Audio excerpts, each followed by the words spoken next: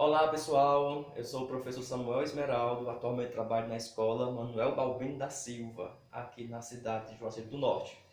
E estou gravando aqui uma aula muito interessante de um conteúdo super importante para todos os brasileiros, tá bom? Vamos comigo? Bem, gostaria de começar essa aula com uma música, né? A gente escutar, acordar nossos neurônios. Olha só.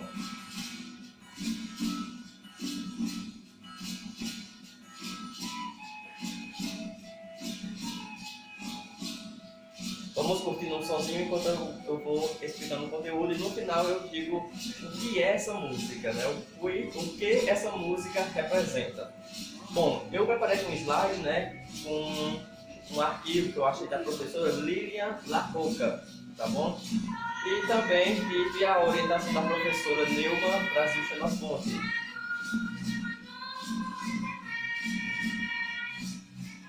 Bom, como estão vendo aqui, né, do falso descobrimento do Brasil aos resquícios do racismo contra os indígenas, né?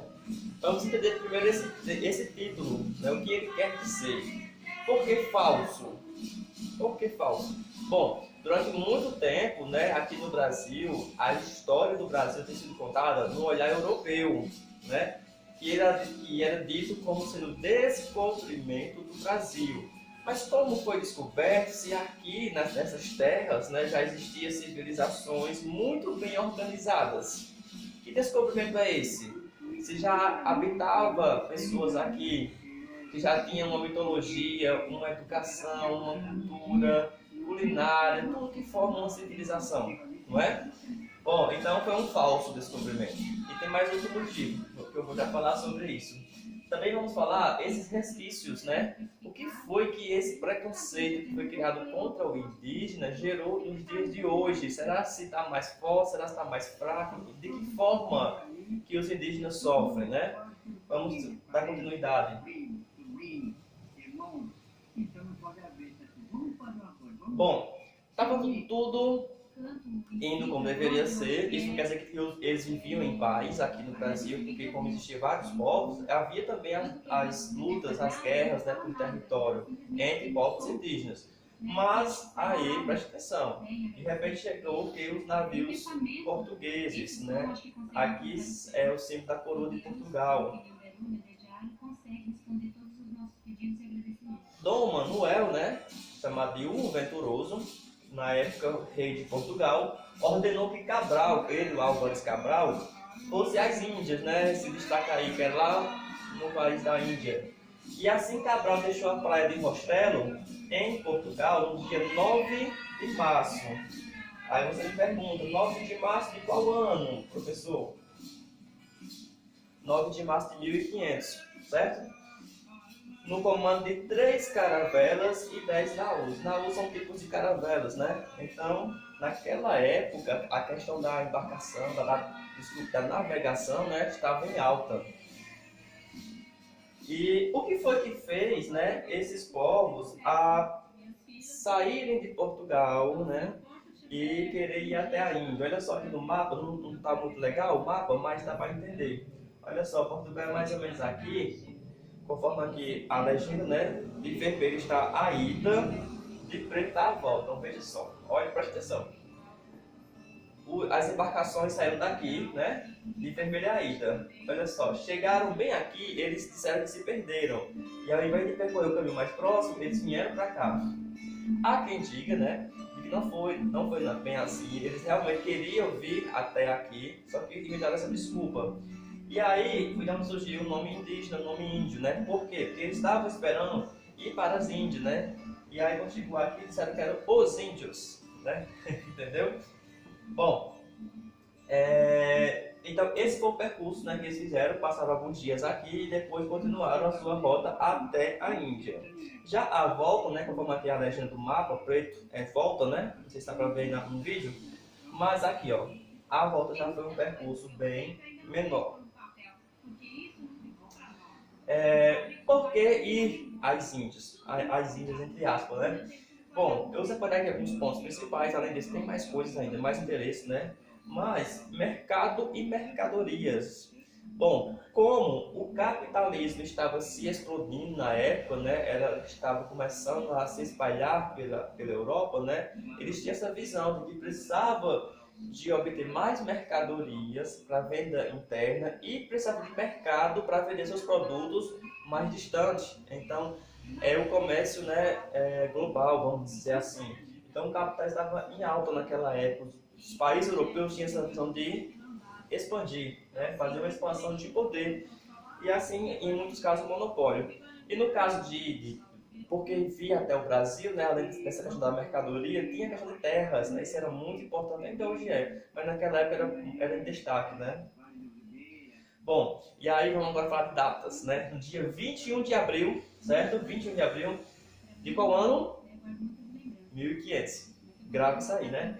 No dia 21 de abril, eles viram o primeiro sinal de terra. E aí tem aquela frase bem famosa que a gente vê nos filmes, né? Que os piratas, principalmente, gritam, né? Terra à vista, né? Então foi mais ou menos assim. Aí, no dia 22 de abril, dia seguinte, né? Eles avistaram um monte. E esse monte, né? Cabral chamou de Monte Pascoal, que foi na época da Páscoa. No dia 24 de abril, eles ancoraram em Porto Seguro. Como assim ancoraram, né? Colocaram aquela âncora, né, que é um objeto que serve para segurar o navio, os barcos, né, no caso. Aqui tem uma pequena chargezinha, né? O navio aqui é atolado na terra e aqui tem acho que chegamos. Brincadeirinha, vocês nem sabem falar, sério? Bom, agora falando sério, né? Foi mais ou menos assim, né? Eles deixaram o navio um pouquinho mais distante da terra e vieram de barcos, né? E aí onde aconteceu o primeiro choque cultural, né? Por quê? Porque eles vinham com uma cultura específica, né? E aí toparam com outra que eram os indígenas. Aí dia 26 de abril, né? O Frei Henrique rezou a primeira missa no ilhéu da Coroa Vermelha. Então veja só, dia 21 eles avistaram a terra, dia 22 eles pisaram na terra, no dia 26 de abril eles estavam fazendo a primeira missa. E foi no dia 2 de maio, então 4 datas. 21 de abril, eles avistaram, 22, pisaram na terra. Dia 26, né? A primeira missa. E no dia 2 de maio, Cabral foi embora do Brasil e seguiu para as Índias. Agora as Índias de verdade, né? Então saiu daquele Porto Seguro e foram até as Índias. Bom, Pero Vaz de Caminha, né? Era o escrivão da esquadra. Como assim o escrivão? Hoje nós temos várias formas de fazer registro, né, do nosso dia a dia, de nossas aventuras, nossos estudos. Naquela época existia uma profissão que era o escrivão, que era responsável por fazer o registro oficial do trabalho que estava sendo feito, né? Ele contou tudo o que aconteceu numa carta que foi enviada ao rei, Dom Manuel. Vamos ver alguns trechos que foram traduzidos dessa carta, né? Bom, na carta ele mostra que, logo no início, eles perceberam grandes diferenças. Os índios não lavram, não criam, e nem há aqui boi, nem vaca, nem cabra, nem ovelha e nem outros animais domésticos. Andam nus, sem nenhuma cobertura. Não fazem o menor caso de encobrir ou de mostrar suas vergonhas. E nisso tem tanta inocência como em mostrar o rosto. Ambos traziam o lábio de baixo furado e metido nele seus ossos, agudos na ponta como furador. Os seus cabelos são lisos e andavam tosquiados e rapados até por cima das orelhas. Havia na aldeia 9 ou 10 casas, tão compridas como nossos navios. Eram de madeira e cobertas de palha, todas de uma só peça. Dentro havia muitos esteios e redes, onde dormiam debaixo para se esquentar, faziam fogo.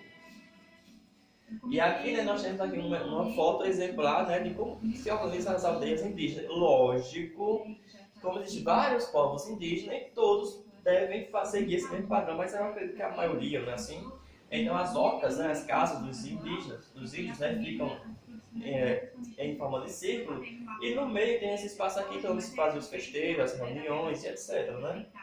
Eles trabalham muito com a questão da fogueira, né, fazem rituais ao redor da fogueira. Mas aí vem um fato interessantíssimo. Presta atenção aí, galerinha. Há quem desconfie que o descobrimento foi ocasional. Existem vários relatos que mostram que outros povos já tinham vindo ao Brasil antes. Esse mapa chinês de 1428, olha a data, 1428, já mostra que os chineses sabiam muito bem da existência da América e do Brasil. Eu vou aproximar aqui a câmera para a gente observar melhor aqui o mapa, certo?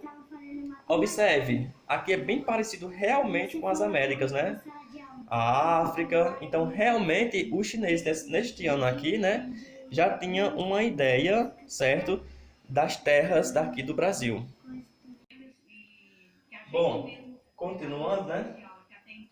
Esse foi o imperador Zhuge, que enviou almirantes para darem a volta na Terra. Olha que coisa, né? Lá naquela época, 1428, né? O chinês já tinha essa ideia de circular toda a Terra.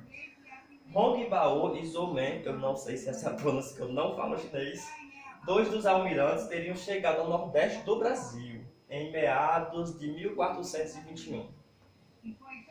Depois, em 1533, ou seja, 33 anos depois que o seu falso descobrimento, foi a vez de os negros chegarem ao Brasil como escravos, né? Falei escravos porque aqui está escrito escravo, tá? Mas eu não gosto muito dessa palavra. O termo correto, no meu ver, né? Conforme os estudiosos, seria escravizado. Porque quando eu falo escravo, eu estou naturalizando essa condição para aquele ser humano. E ele é um ser humano, ele não é um escravo, né? Ele passou por um processo de escravização. Mas os outros detalhes desta parte você só vai saber depois, tá bom? Por quê? Porque eu gostaria de frisar, trabalhar melhor com vocês nesta aula, né, a questão dos povos indígenas. Eu vou pegar novamente aqui a câmera para vocês observarem essas imagens, né? Olha que colorido, olha que diversidade que tem esse povo, né? Aí não podemos olhar de uma forma como se fossem todos iguais. Realmente há uma grande diferença. Bom, aí, né, eu não gosto de estar todo mastigado para os alunos. Então, preste atenção, você aluno, você estudante que está fazendo pesquisa sobre esse conteúdo, né? Essa aula, principalmente para a minha turma da EJA, da Escola Manuel Balbino, mas vai servir também para outros estudiosos, né? Eu gosto muito de fazer perguntas. Eu acho que as perguntas, elas ensinam mais do que as respostas. Então, eu separei aqui algumas perguntas. O que é ser índio? Como se caracteriza um indígena? Se caracteriza é dar características. Quais são as características de um indígena? O que sabemos da cultura indígena? Nós que moramos aqui nas terras deles, né? O que herdamos dos povos indígenas? Bom, eu gostaria de destacar, né, a origem do Dia do Índio, né? Todo mundo sabe, né?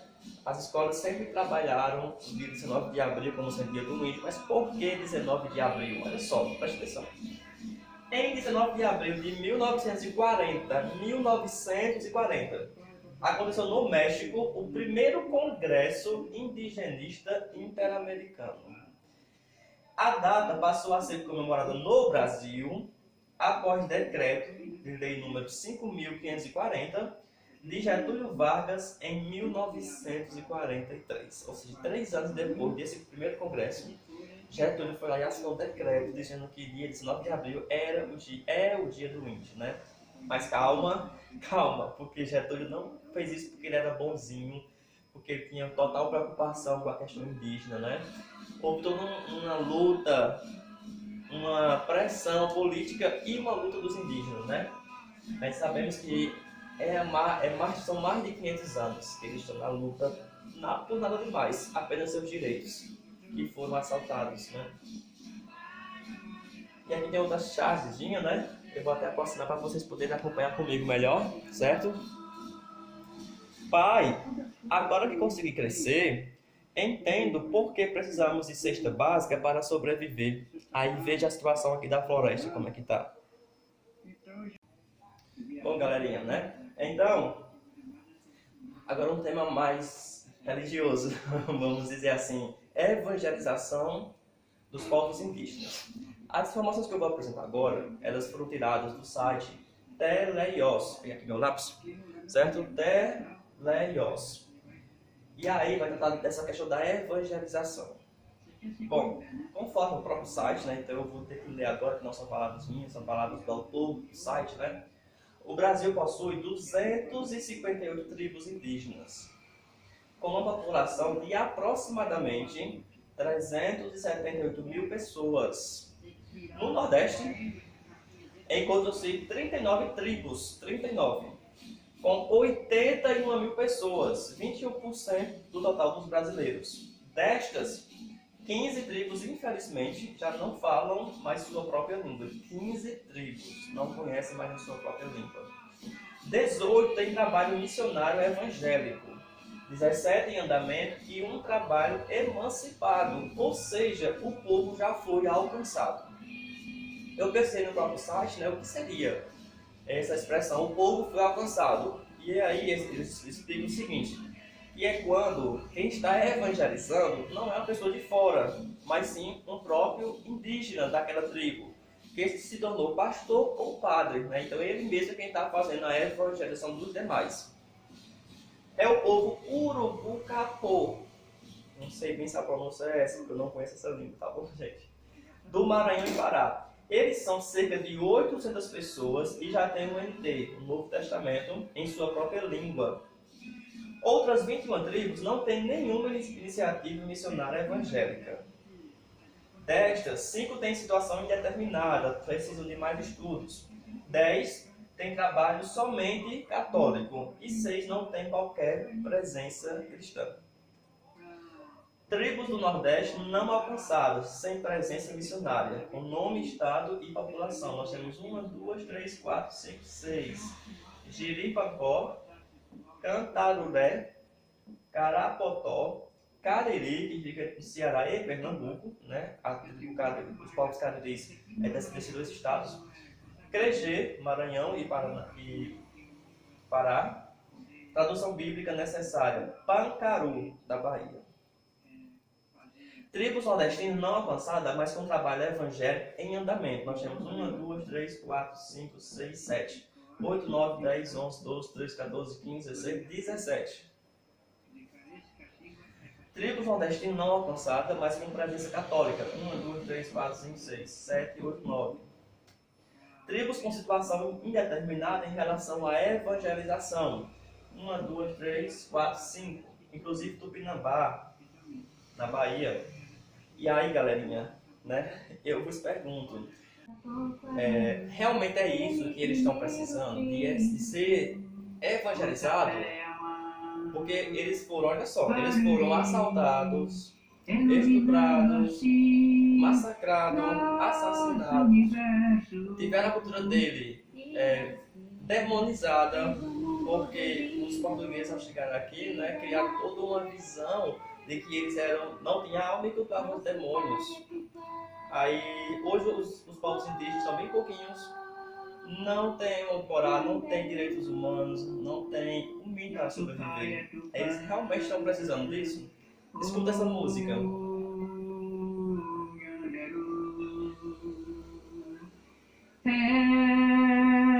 Esta imagem da selva,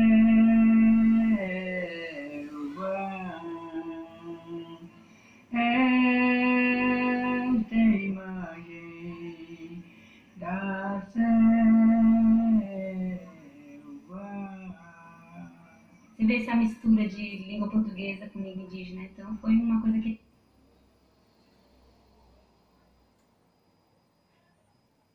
Então, galerinha, nós temos que repensar, né, o que estamos fazendo pelos indígenas e o que podemos fazer, certo? Bom, agora informações, né, do site da FUNAI, certo? Distribuição das terras indígenas regularizadas por região administrativas, né? Então nós temos as 5 regiões que formam o Brasil, né? Essa verde é a região norte, que lá onde tem Amazonas, Acre, né? Observe então que é onde tem a maior quantidade de terras indígenas regularizadas, ou seja, que oficialmente pertencem às terras indígenas e que outras pessoas não podem usá-las, né? O Nordeste, que é nessa cozinha roxa, apenas 11%, certo? Bom, Ainda do site da FUNAI, né, nós temos aqui uma tabela, um gráfico, né? Talvez eu acho que não esteja bom para ver no vídeo, mas eu vou lendo, né? Olha só, no ano 1500, ou seja, quando os portugueses chegaram aqui nas terras, né? A população indígena no litoral, ou seja, próximo ao mar, né? Era de 2 milhões. E no interior era era 1 milhão. Ou seja, um total de 3 milhões. Então, estima-se que em 1500 existia aproximadamente 3 milhões de indígenas. Aí vamos dar um salto de 1500, né? Agora na linha do tempo, certo? Até 1957. No litoral existia aproximadamente 5 mil. No interior, 65 mil, total de 70 mil indígenas. Então, em 1957, existia aproximadamente 70 mil indígenas. Isso é um total em porcentagem de 0,10%. 0,1%. Em 2010, ainda conforme a FUNAI, né, existia no litoral 272.654 indígenas. Então deu uma melhorada, né? De 5 mil, né, passou para 272 mil. No interior, de 65 mil indígenas em 1957, passou para 545.308 indígenas. Um total de 0,26%. Né? Deu uma pequena melhorada, pequena mesmo, né? Mas não chega nem a 1% do que existia lá em 1500. Hoje em dia, os índios são apenas 10% do que eram em 1500. Em 2010 havia 817.009 indígenas no Brasil. 230 povos indígenas com 180 línguas. Imagina aí, né? 180 línguas. Um outro gráfico, né? Aqui na legenda diz o seguinte, né? Na cor azul seria na zona urbana, na cor vermelha, zona rural. Bom, na região do Nordeste, né, nós temos aqui no azul, que representa a zona urbana, né, um pouquinho mais do que na zona rural. Então, no Nordeste, há mais indígenas na zona urbana do que na zona rural. Não está grande diferença, né, que é em torno de 100 mil. No Norte, é bem diferente, né? No azul, que é a zona urbana, e o vermelho, olha aqui, ó, bem grande, né? Então, no Norte, a grande maioria dos indígenas ainda continua na zona rural, que é o local deles, né? Que a cidade, a zona urbana, é do povo que veio de fora, que somos nós, né? Os descendentes, né? De vários povos, tanto africanos como europeus. População, a cor azul, né? Paraíba, então aqui é agora em relação ao Nordeste, né? Nós temos 9 estados: Bahia, Pernambuco, Maranhão, Ceará, Paraíba, Alagoas, Sergipe, Piauí e Rio Grande do Norte. São os 9 estados que formam a região Nordeste. Daí nós temos que a maioria da população, né, realmente está na Paraíba, ou desculpe, na Bahia, né? Aqui o azul é bem parecido, né? Paraíba e da Bahia. E em segundo lugar, esse que é de vermelho, que é do Pernambuco. Bom, falando agora um pouquinho mais sobre outras coisas, outras questões indígenas, né? Eles têm uma arquitetura própria, certo? Que é como são feitas aqui as ocas, né? Aqui está em construção e aqui já está terminada. E aí vem para uma parte muito boa, muito, que é a culinária, né? Com a culinária nós temos várias heranças desses povos, aprendemos várias comidas que hoje no dia a dia talvez a gente nem perceba. Por exemplo, canjica branca. Quem já comeu canjica branca? É uma delícia, do milho branco, né? Não sei como é que eles fazem realmente, mas mãe faz com leite, açúcar, leite de coco e a canjica branca, né? Que é o milho branco. Aqui é o beiju, né? Que parece um pouco a tapioca, só que tem mais... É mais grosseira e tem mais ingredientes.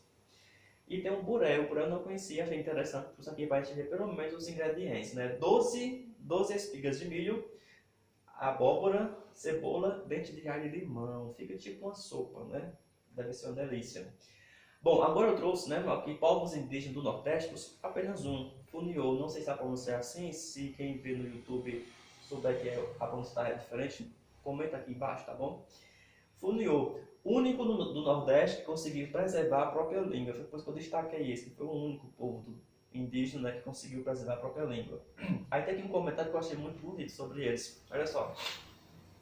Quando a gente canta e dança, se sente mais forte, revive mais, fala com os antepassados, com o grande espírito, com a floresta, com a água, com os anciões que já morreram. Assim relata o homem que toma conta do baixo quando os funil entram em cima. Tudo acontece ao seu redor. Nesse momento de pandemia, né, eu acho que essa conexão com o sagrado, né, com nossos antepassados, com o nosso interior é muito importante, né, assim. Divindades indígenas. Bom, para essa parte eu vou pedir que você deixe em off os seus conceitos religiosos, seja você, sei lá, católico, evangélico, candomblessista, ateu também, né? Por quê? Porque não dá para julgar uma outra religião com os nossos conceitos, se você não a conhece. Se você é ateu, como é que você vai julgar, dentro dos conceitos ateístas, né, a religião católica? Não tem como. Então também, você católico, não dá para julgar as crenças indígenas com os seus conceitos cristãos. Gente, então, deixa um pouquinho off, tá bom? E aí eu trouxe aqui 3 divindades, né, que não são cultuadas por todas as tribos indígenas, né, cada tribo costuma ter suas próprias divindades, né, mas eu trouxe 3 que são as mais conhecidas, vamos dizer assim, tá bom? Tupã, né, Tupã também é cultuado nos terreiros de Umbanda. Ele é o espírito do trovão, é o grande criador dos céus, da terra e dos mares, assim como do mundo animal e vegetal. Além de ensinar aos homens a agricultura, artesanato e a caça, concedeu aos pajés, que são os sacerdotes, o conhecimento das plantas medicinais e dos rituais mágicos de cura. Geralmente, o pajé é um ancião, né, que tem um grande conhecimento para transferir para os mais novos, né?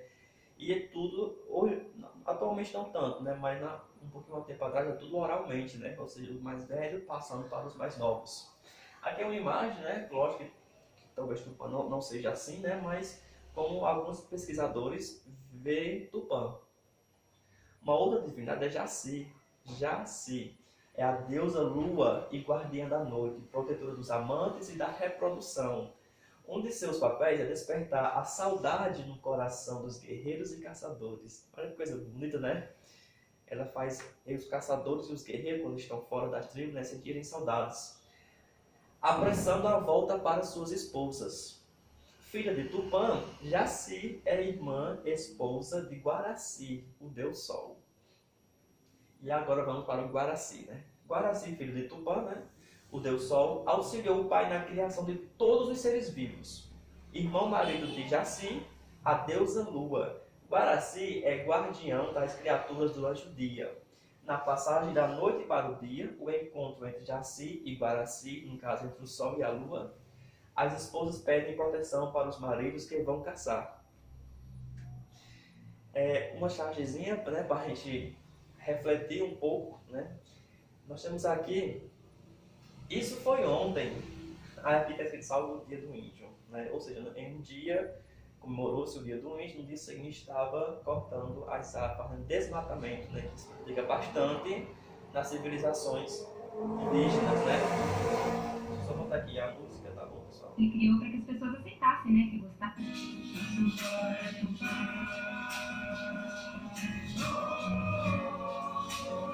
Bom, para finalizar essa nossa aula de hoje, tá bom?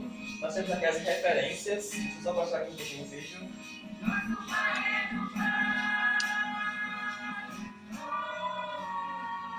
As referências de onde eu tirei a pesquisa, porque tem que fazer pesquisa, tem tudo gravado sempre na cabeça. Nós temos que atualizar, ver formas novas de apresentar o conteúdo para você, aluno, você, aluna. Bom, eu queria deixar aqui 2 sites, né? O da FUNAI, que eu já falei, e do Teleios, né? Que foi onde eu tirei as informações sobre a questão da evangelização. Outra fonte de pesquisa também foi esse slide, né, da professora Lilian Lacoca. Eu peguei o slide dela e adaptei, né, aumentei, botei algumas informações a mais, mas não posso deixar de falar o nome dela, que eu não a conheço. E tem uma pessoa especial para mim, que foi a minha professora de História do ensino médio, tá bom? Neuma Brasil Xenofonte, pessoa que me inspira ainda hoje, e eu recorri a ela para me dar algumas dicas, algumas informações, sugestões, tá bom? E essa música, né, que nós começamos a ouvir o vídeo, que tínhamos várias partes, né, é do projeto Canguá, não sei se a pronúncia é assim, tá bom? Mas eu acho que sim. Canguá, cantando para Yanderu. Yanderu seria um espírito, tipo um anjo, né? É índios do Pi-Guarani, tá bom? Então eu agradeço a todos vocês. E turma, vamos estudar, tá bom? Essa cultura, ela também pertence às nossas origens, tá bom? E aí, qualquer dúvida, crítica, sugestão, informação a mais, tá bom? Eu estou à disposição. Valeu, pessoal. E é rico pra caramba.